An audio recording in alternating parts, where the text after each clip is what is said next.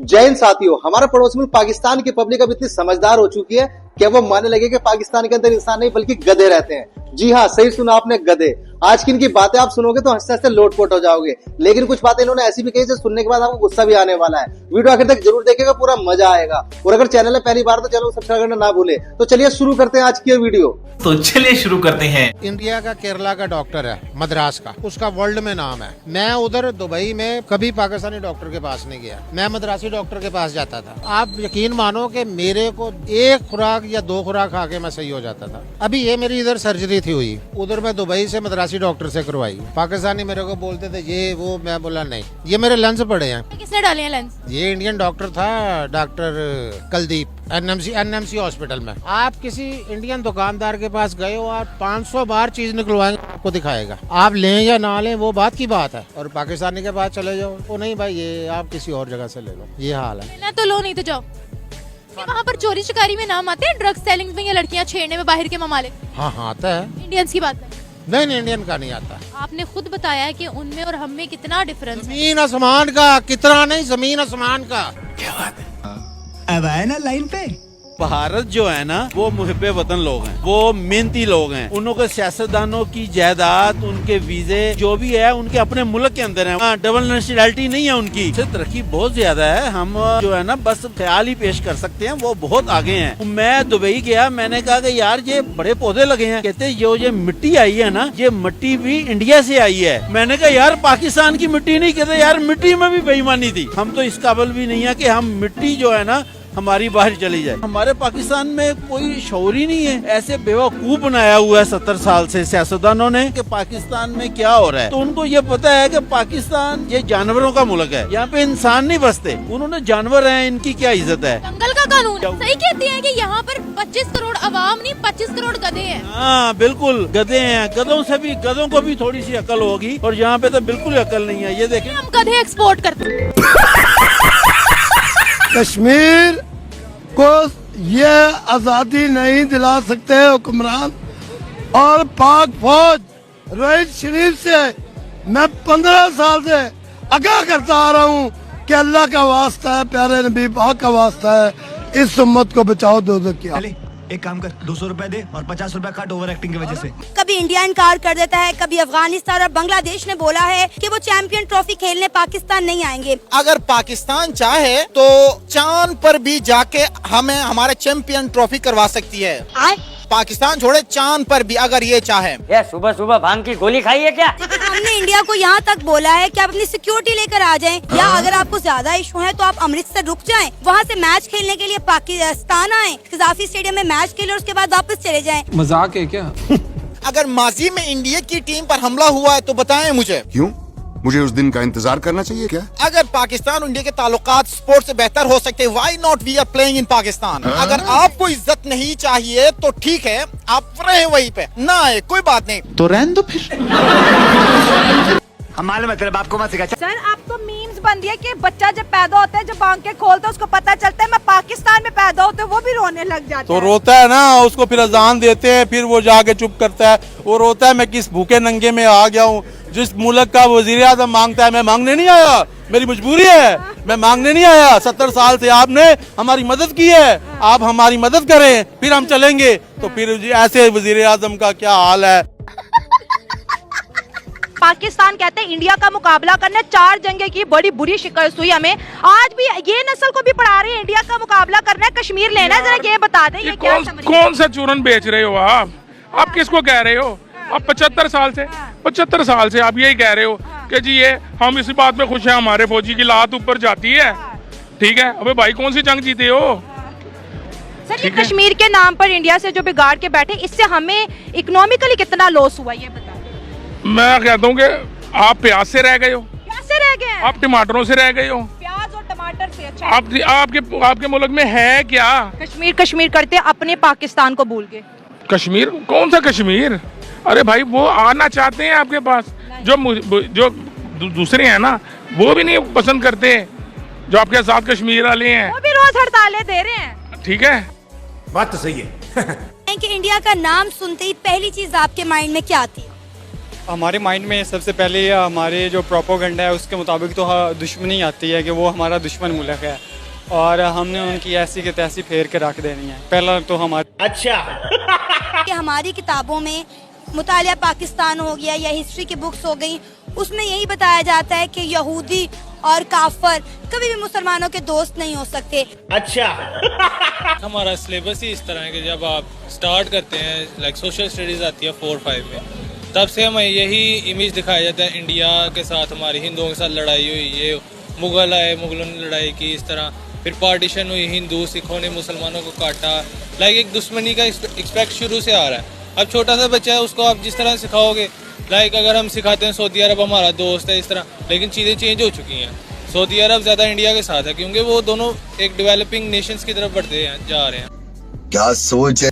तू साला भोला दिखता है लेकिन है एकदम होशियार हो लुच्चा। हमने हमारे एयर स्पेस से गुजरते हुए प्राइम मिनिस्टर मोदी पेरिस पहुंचे हैं, क्या कहेंगे? मुझे नहीं लगता उन्हें गुजरने देना चाहिए था क्योंकि वो हमारे साथ किसी चीज़ में कॉम्प्रोमाइज़ नहीं करते। अगर कश्मीर को देख लें तो उन्होंने उस चीज़ में हमारे साथ कॉम्प्रोमाइज़ नहीं किया, तो हमें कैसे उनको गुजरने देना चाहिए? वहाँ पे कितना वो मुसलमानों पे जुल्म कर रहे हैं, ठीक है अगर वो हमें कहते हैं हम ऐसे हम वैसे, या हम उन्हें कहते हैं, लेकिन हम कश्मीर को देखें तो वो एक बेसिक पॉइंट है जिसको उठाया जाता है और उसको देखते हुए हम इनको अगर इजाज़त दे रहे हैं कि वो गुजर जाएँ तो मुझे नहीं लगता कि ये होना चाहिए था। हम कश्मीर को कब तक आगे लेकर चलेंगे? इतने साल हो गए कश्मीर कश्मीर कश्मीर करके कुछ हासिल हुआ, लेकिन वहाँ पर मुसलमान इसी आस में इसी उम्मीद में बैठे हैं ना कि उनकी भी कोई मदद करेगा या उनकी भी कोई सुनेगा। वो तो अल्लाह से दुआ ही कर रहे हैं और दूसरा हम उनकी मदद छोड़ते हैं, गूगल कर ले कश्मीर में क्या हो रहा है क्या नहीं हो रहा, आपको पता लग जाएगा। देखिए ये पाकिस्तान एक वाहियात मुल्क है।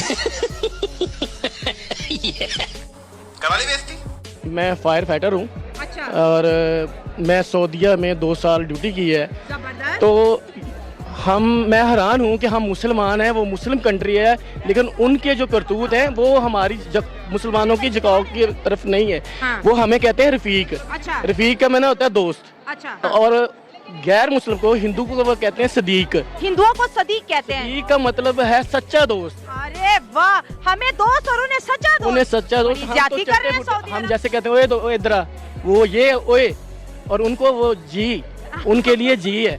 और ये अच्छा, ये बड़ी इंटरेस्टिंग बातें हो रही है। सऊदी हमें कहते हैं ओए इधर आ, इंडियंस को कहते हैं जी इधर आ। इतना बड़ा फर्क क्यों है जी? फर्क वो है कि कुछ हमारी आदतें भी खराब हैं। हाँ, ठीक है। हिंदू, क्रिश्चियन, फिलिपाइनी सारे लोग जो है ना वो नहीं लेंगे। हमारे लोग दरवाजे खटखटाते हैं, भीख मांगते हैं पाकिस्तान, कहते हैं हमें दे दें ज़कात। तो हमारी इज्जत इस तरह होनी है। ये बड़ी अच्छी बात कही आप। मुसलमान से सिर्फ काफिर इसलिए डरता है कि हमारे पास ईमान है। असल में गैर मुस्लिम जो हमारे कहने की ताकतें होती हैं वो पाकिस्तान को या मुसलमानों को आपस में लड़ाने के लिए ये सारे मामलात कर रहे हैं। सुना क्या? अब पाकिस्तान वो वाहिद हमारे पास एटॉमिक पावर है इस खित्ते में जिसकी तरह से सबको खतरा है कि कभी भी ये कुछ भी कर सकते हैं। डर गया मैं, फट गई मेरी। हम पूरी दुनिया को ये बताते हैं कि हमारे पास एटॉमिक बॉम्ब है, हम बहुत पावरफुल है। ईरान तो हमारे एटॉमिक बॉम्ब से नहीं डर रहा, वो तो मिसाइल पे मिसाइल भी ठोक रहा है। मुझे ये बताएं हमारे पास जो एटॉमिक पावर है हमने क्या कर लिया आज तक? हम उसको इस्तेमाल कब करेंगे? क्या हम उसको इस्तेमाल कर सकते हैं? आप खुद ही हमें ये बताएं। कोई भी नहीं कर सकता। हम उसको इस्तेमाल ही नहीं कर सकते, इतनी पाबंदी हमारे पास है। आई थिंक हमारे पास तो फ्यूल ही नहीं होगा उसको इस्तेमाल करने के लिए। अब आए ना लाइन पे। दुनिया की फास्टेस्ट ग्रोइंग कंट्री जो है उसके बीच में हिंदुस्तान का पहला नंबर आया है, और अमेरिका जिसे हम दुनिया की सुपर पावर कहते हैं वो नालायक 7वें नंबर पे आया है उसके बीच में। और उसमें कीनिया जैसी कंट्री है वो भी दुनिया के 4थे या 5वें नंबर पे वो भी आई है। अच्छा। कीनिया जैसी कंट्री। ये फास्टेस्ट ग्रोइंग की बात कर रहा हूँ कि हिंदुस्तान इतनी स्पीड में ग्रोइंग कर रहा है, इतनी स्पीड में ग्रो कर रहा है कि तो हम इसमें क्यों नहीं जंग करते, इसमें क्यों नहीं मुकाबला करते कि हाँ भाई वो अगर फास्टेस्ट ग्रोइंग इकॉनमी है। क्या बात है सर, क्या बात है सर, क्या बात, ये बात है।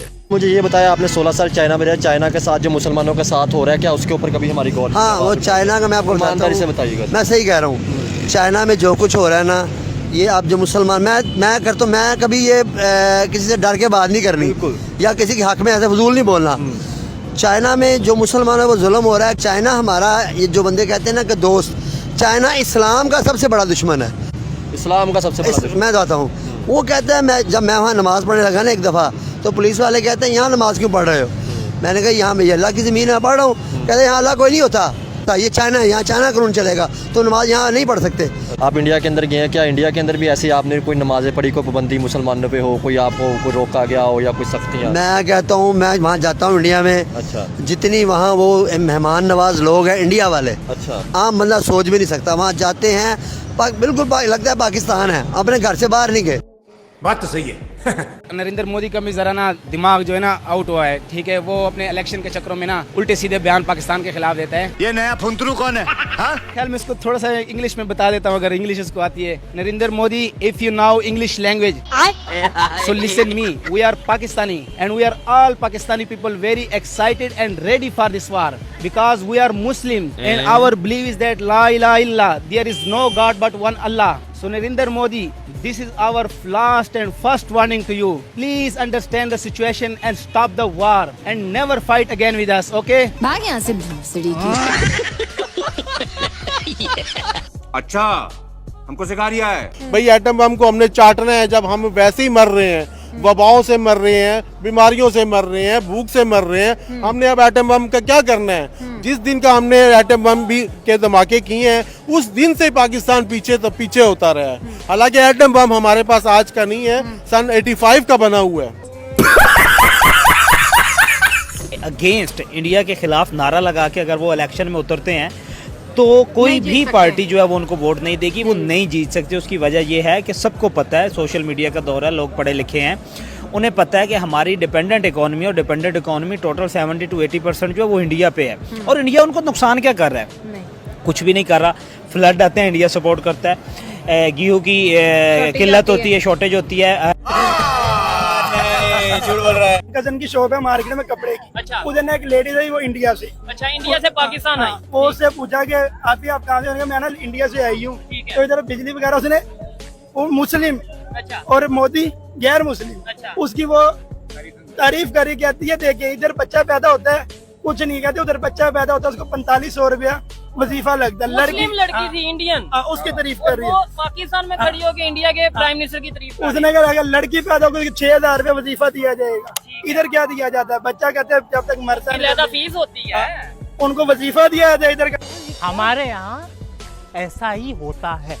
उन्होंने वहाँ पे मंदिर बनाया है, क्यों करनी चाहिए थी? वैसे उन्होंने अच्छा किया है, उन्होंने वहाँ पे वो काम गैर इस्लामी काम किए हैं, तो ये तो अजाब आना ही था। वो देखें कितनी जबरदस्त बारिश हुई है कि अल्लाह ताला ने उनको नसीहत की है, कि वहाँ पे नसीहत की है कि ये काम किया है। हालांकि आप नबी करीम सल्लल्लाहु अलैहि वसल्लम जो हमारे पैगम्बर आए हैं, उनको अल्लाह ताला ने इसलिए भेजा था कि यहाँ पे बुत की पूजा नहीं करनी। हमारे इस्लाम में तो ये भी है कि किसी की दिलाजारी नहीं करनी है। आप एक मंदिर बनाने से कह रही है कि वहाँ अल्लाह का अजाब आ गया। ऐसे तो पाकिस्तान के अंदर क्या क्या चीजें नहीं हो रही है। लेकिन ये गैर मजहब था, गैर मजहब को वहाँ पे वो तरजीह दी गई। पाकिस्तान के अंदर मंदिर नहीं है, पाकिस्तान के अंदर गैर मुस्लिम नहीं। मेरे पास इस्लामी मुल्क था। जब हम इस्लाम से हट के, दीन से हट के काम करेंगे तो ये काम तो होगा ही। देखिए, ये पाकिस्तान एक वाहियात मुल्क है।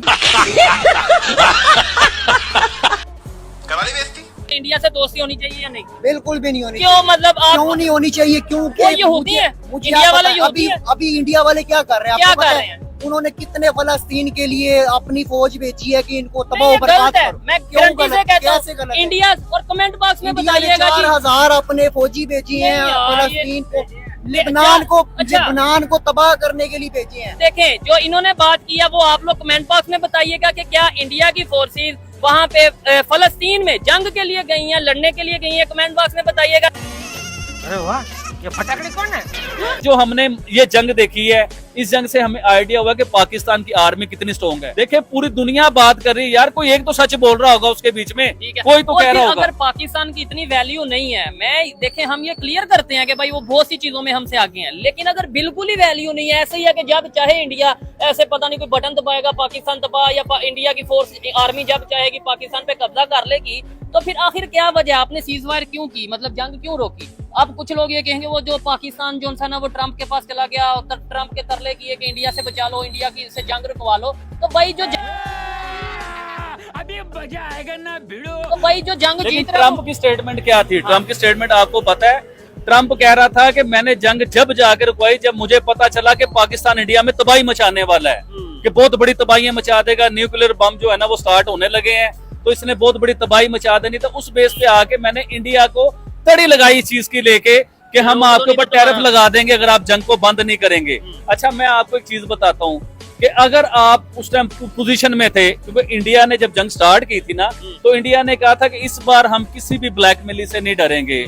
हम किसी, चाहे सुपर पावर आ जाए हमें रोकने के लिए, चाहे दुनिया की जो सी मर्जी पावर आ जाए, हम उससे बात भी नहीं करेंगे। ये भाईजान ऑन रिकॉर्ड चीजें हैं, आप मीडिया से निकालें, ये सारी चीजें निकल आएगी अगर आप इधर झूठ बोल रहे हैं तो इंडिया ने ऐलान ये किया कि हम जंग से बाज नहीं आएंगे, हमने जंग नहीं रोकनी, हम पाकिस्तान को सबक सिखाएंगे। और फिर इंडिया का मीडिया ये चीज बता रहा था कि हम जंग जीत रहे हैं, हमने आधा पाकिस्तान तबाह कर लिया है, आधा पाकिस्तान फतह कर लिया है। लेकिन जो जंग जीत रहा होता है चौधरी साहब, वो जंग से बैक नहीं होता। चले एक काम कर, 200 रुपए दे और 50 रुपए काट ओवर एक्टिंग की वजह से। डॉक्टर जयशंकर, आप पूरी दुनिया में आप जाके पूछ लें कि इंडियन का फॉरेन मिनिस्टर कौन है, आपको बच्चा भी बता देगा कोई डॉक्टर जयशंकर है। पाकिस्तान का जो फॉरेन मिनिस्टर है, हमें पता ही नहीं है कि पाकिस्तान का फॉरेन मिनिस्टर क्या है, हमें खुद नहीं पता। तो हम मालूम है तेरे बाप को मत सिखा। घर से 4 से 5 किलोमीटर की दूरी पर हिंदुस्तान ने मिसाइल दागे और मैं उनके मीडिया के ऊपर उनकी मिनिस्ट्री ऑफ डिफेंस की तरफ से जो प्रेस कॉन्फ्रेंस की जा रही थी उसको बड़े गौर से सुन रहा था। वो ये कह रहे थे कि हमने किसी सिविलियन को नहीं मारा, हमने दहशतगर्दों को मारा है। देखा आपने लापरवाही का नतीजा है। मोदी साहब का माइंडसेट था कि हम पीछे हैं, हमने छलांग कैसे लगानी। अभी तो कुछ भी नहीं है। अभी जो असल 5 साल में असल इंडिया नजर आएगा ना, वो लोगों को पागल कर देगा कि ये इंडिया कहाँ जा रहा है। ये वो इंडिया आने वाला है कि हम सब परेशान हो जाएंगे कि यार ऐसा इंडिया है। वाह, अभी तो ये मशरूम है, यानी अभी छोटे छोटे पौधे हैं, ये बड़े हो रहे हैं और इस तेजी से आगे जाएंगे। देखें, एआई की कॉन्फ्रेंस करने के लिए मोदी साहब को चेयरमैन बन के फ्रांस पहुंचे होते हैं, हमारा प्राइम मिनिस्टर भी एग्जिस्ट नहीं कर रहा होता। मैं सब चीजों का क्रेडिट मोदी को देता हूँ। क्या बात है सर, क्या बात है सर, क्या बात, ये बात है। ये लेबर के क्या हालात है इंडिया पाकिस्तान के अंदर? इंडिया के साथ अच्छे हैं, पाकिस्तान के साथ सही नहीं है। हम भुखमरी है भाई, खाने के लिए तंग है लोग, खाना नहीं मिल रहा यहाँ पे। हमने एक ठेकेदार के पास काम किया, हमारे 15,000 दे के पास गया। एक आदमी 1000 रुपए का काम है तो बोला, दूसरा बोला मैं 500 में करने के लिए तैयार हूँ, दूसरा बोलता, तीसरा बोलता मैं 250 में जाने के लिए तैयार हूँ। लेकिन वो मजदूरी तो 250 रुपए में घर तो नहीं चलता, मजबूरी से क्या करेगा। बस काम वाम है नहीं है, यहाँ बैठ के चले जाते हैं घर पे। 100 में से 5% जा रहे हैं, बाकी सब बैठे हुए। ये सब क्या देखना पड़ रहा है? अच्छा है मैं अंधा हूँ।